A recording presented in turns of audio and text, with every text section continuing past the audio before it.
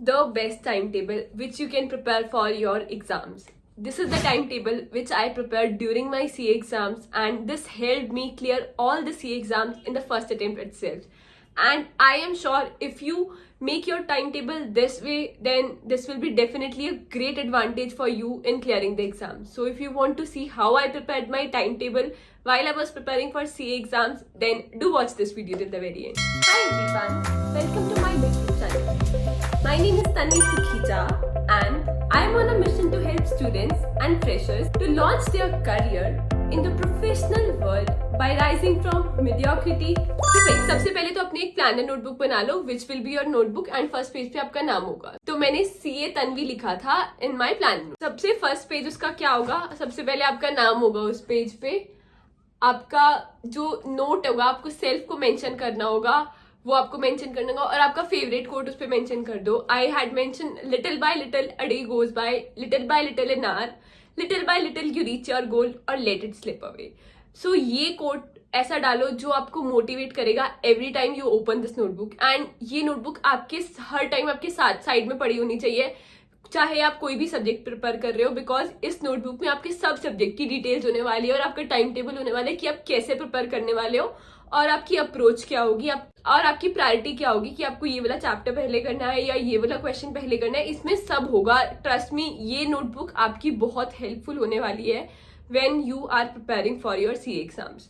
उसके बाद इसमें सब्जेक्ट्स लिख लो. This was my CA final notebook. So मैंने 8 सब्जेक्ट्स लिख लिए थे. मेरे टाइम में 8 सब्जेक्ट्स होते थे CA फाइनल में. That is why I have written 8 subjects here. Next is goal. क्या है आपका?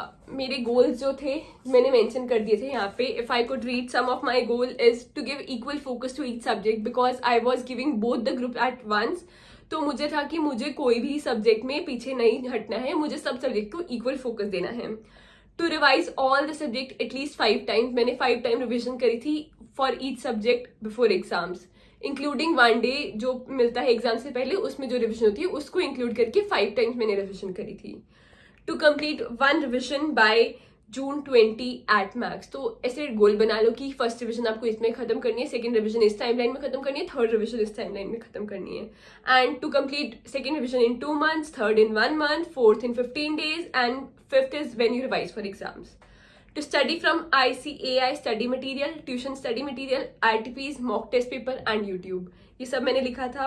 I will not leave any topic of any subject. To give mock test paper at least twice before exams. mock test paper देना बहुत जरूरी होता है, because आपको उससे आपका फ्लो पता चल जाता है कि आपको एग्जाम्स कैसे अटेम्प्ट करना है, आपकी राइटिंग स्पीड सही जा रही है या नहीं जा रही है, और आप स्टेप वाइज पूरा आंसर अटेम्प्ट कर पा रहे हो या नहीं कर पा रहे हो within the prescribe time frame. तो मॉक टेस्ट पेपर इसलिए बहुत जरूरी होता है. Next is study as it is your last exams of life. कि ऐसे पढ़ना है कि आपको बस इसके बाद कोई और एग्जाम नहीं देने हैं. And next was to not waste even a single minute on social media apps. तो मैंने वो सारी डिलीट भी कर दी थी. Now coming to next is your जो गोल होगा आपका, जैसे आपको 5 रिविजन करनी है, तो सारे सब्जेक्ट की 5 रिविजन किस किस टाइम में होनी चाहिए.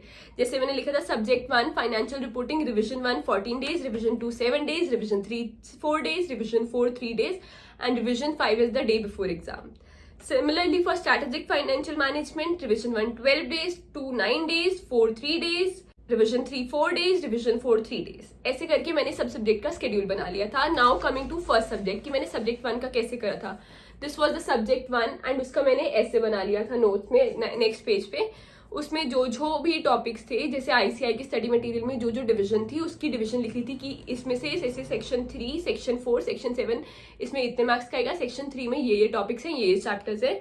एंड देन उसको फिर मैंने लिख लिया था कि सेक्शन 3 में जो जो टॉपिक्स है उसको मैंने 5 days में खत्म करना है, 3 days में खत्म करना है, ये सब मैंने लिख लिया था. एंड उसके बाद क्या करा था, जो जो चैप्टर्स थे, जैसे अगर मैंने फर्स्ट चैप्टर उठा लिया इन AS statement of cash flows, उसमें जो इंपॉर्टेंट क्वेश्चन थे उसकी इंपॉर्टेंट क्वेश्चन की लिस्ट बना ली थी. क्वेश्चन 1 पेज 360, क्वेश्चन 10 पेज 364, ऐसे करके मैंने सारी लिस्ट बना ली थी for all the chapters.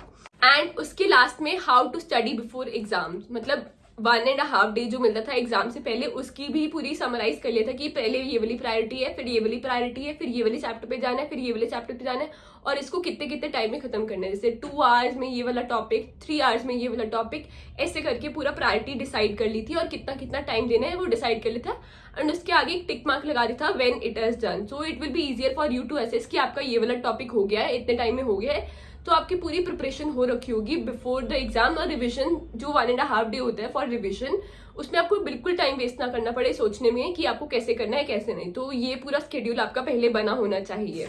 This was for second one. Similarly this was for indirect tax loss. मैंने मॉड्यूल 1, 2, 3, 4 को डिवाइड कर दिया था। इसमें जो जो टॉपिक्स थे उसमें लिख दिए थे, एंड उसमें लिख दिया था days required for revision 1, 2, 3 and 4। And उसके बाद how to study during exam days में जो जो टॉपिक पहले करना था वो कर लिया था। एंड उसके बाद जो जो इंपॉर्टेंट क्वेश्चन थे वो मार्क कर लिए थे, जो 5 स्टार क्वेश्चन थे वो भी मार्क कर लिए थे। This is how I have prepared my time table for CA final exams. And if you follow this approach ना, it will be very helpful for you to revise and prepare for your exam, because आपके पास एक fix schedule होगा, आपके पास एक fix timeline होगी। आप ये टाइमलाइन अपने बेसिस पे असेस करो कि आपको इस रिवीजन में 10 दिन देने हैं, आपको इस रिवीजन में 5 दिन देने हैं। ये आपको कोई नहीं बता सकता कि आपको कितना टाइम लगेगा। यू आर द बेटर जज हेयर, बिकॉज आपको पता है कि आपको ये वाला टॉपिक करने में इतना टाइम लगेगा, एंड उसकी नेक्स्ट रिवीजन के लिए उस टॉपिक सेम टॉपिक को थोड़ा कम टाइम दो, बिकॉज एक बार आपने ऑलरेडी पढ़ा होगा। एंड सिमिलरली थर्ड रिवीजन के लिए उस टॉपिक को सेकेंड रिवीजन से थोड़ा कम टाइम दो, बिकॉज आपने वो 2 बार ऑलरेडी रिवाइज कर लिया होगा। This is how you are going to prepare your timetable for CA final exams or for CA intermediate exams, and I hope this video has helped you. If you have any questions related to timetable, then do mention that in the comment section below. Also, if you like my video, please subscribe to my YouTube channel. Thank you for watching the video. Please give it a thumbs up and share it with your friends so that it may benefit them as well. In case you have any questions, you can reach out to me through Instagram, LinkedIn, or you may join my Telegram community. Do not forget to mention your biggest takeaway from this video in the comment section below.